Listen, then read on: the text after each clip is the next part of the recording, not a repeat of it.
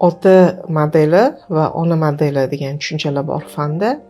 O'g'il bola uchun ham, qiz bola uchun ham onani ham o'rni beqiyos, otani ham o'rni beqiyos. Ota o'g'il bola uchun erkaklik maktabi, lekin qiz bola uchun himoya qo'rg'oni.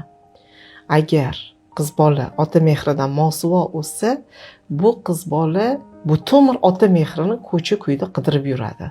60 yoshga kirsa ham, 70 yoshga kirsa ham u ota mehrini topolmaydi. Shuning uchun qiz bola uchun ota mehri suv va havodek zarar. Agar qiz bola ota mehridan mosuvo o'tsa, ko'pincha borderline sindrom kasalligiga moyil bo'lib qoladi. Va bu qizlar tashqi ko'rinishdan juda o'ja va mag'rur ko'rinishadi, lekin aslida ichida juda himoyasiz bo'ladi. O'zlarini himoya qilish uchun o'jalik va mag'rurlik niqobini kiyib yashashadi. Va bunday qizlar aldanishga moyil bo'lishadi.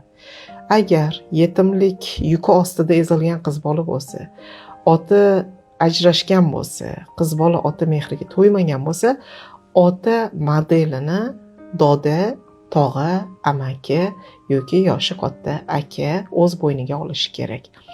Qiz bolalar juda ham nozik bo'lishadi va tabiatan tug'ilishgandan beri ularga ota mehri himoya hissini bera oladi, xavfsizlik hissini bera oladi. O'g'il bola bilan qiz bola onadan bitta narsani kutadi. O'g'il ham qiz ham shafqat kutadi. Lekin otadan qiz bolani kutgan ehtiyoji boshqa narsa, o'g'il bolani kutgan ehtiyoji boshqa narsa bo'ladi.